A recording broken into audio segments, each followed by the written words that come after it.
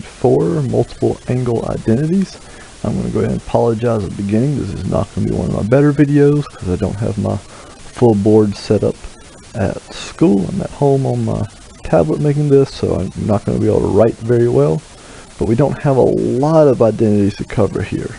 This is the only identities we have for this lesson, and it looks like more than it really is. You'll notice these two on the right say half angle identities, and they're actually derivations of the same thing.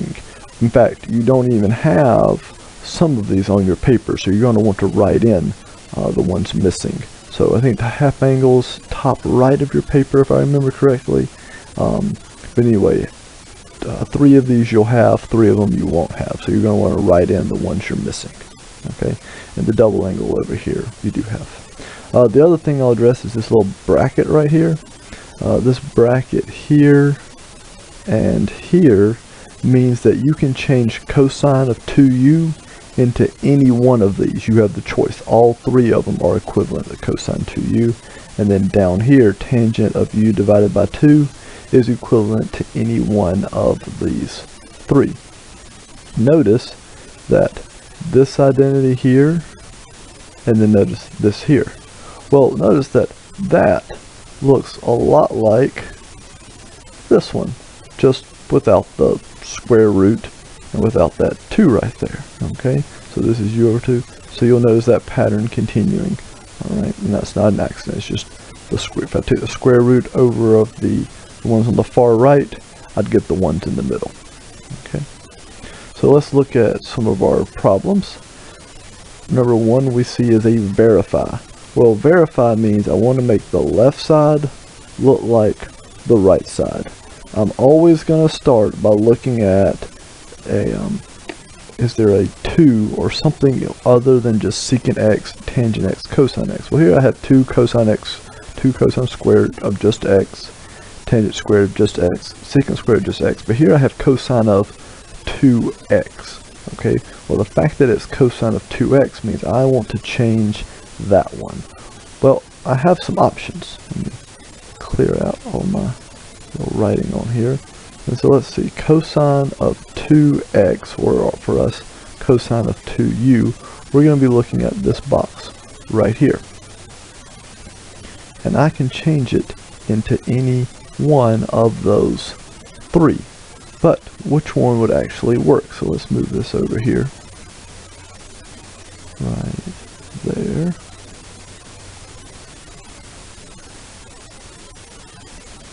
Let's see if this will let me. Right on it, there we go. Alright, so I want to change cosine of 2x into something that will help me.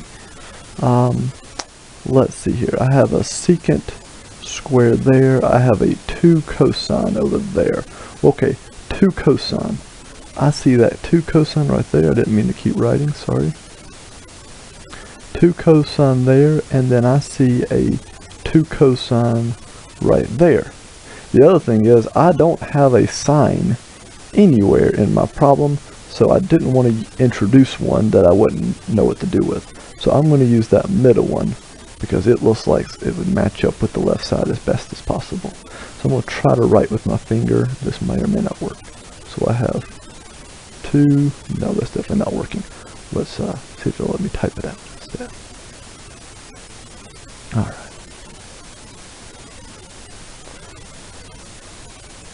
So I have 2 cosine squared x plus tangent squared x equals secant squared x plus, and then I want to change it to the middle one. So I'm changing it to 2 cosine squared x minus 1. Okay, well, that's great.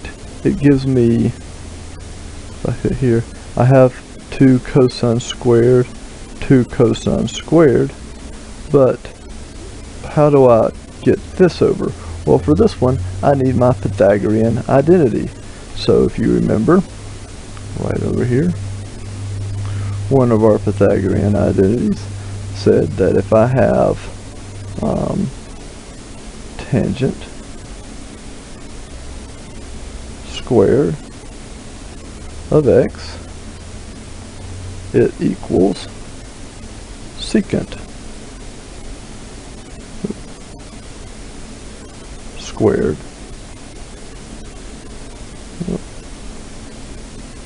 of x minus 1, or it may have been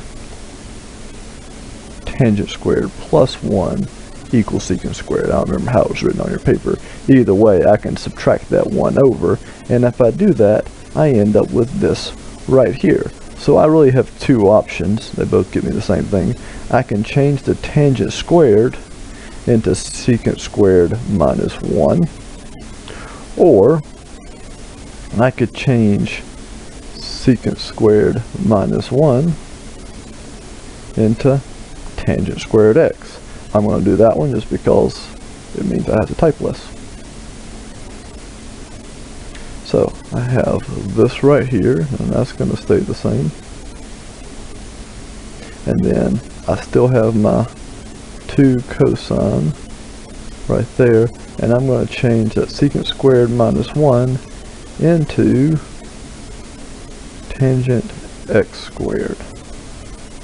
And then once I do that, I have the left side as the same as the right side.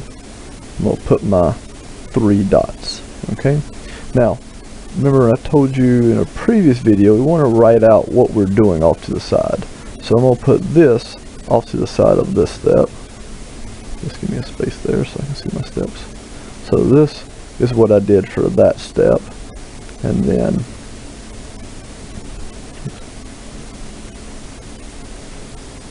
for this step right here, I used cosine of 2x is equal to 2 cosine squared x minus 1. So readjust the size on that. Alright, so make sure you're writing in what identities we use beside our steps. Okay? And that's how we do number 1. That was the first section.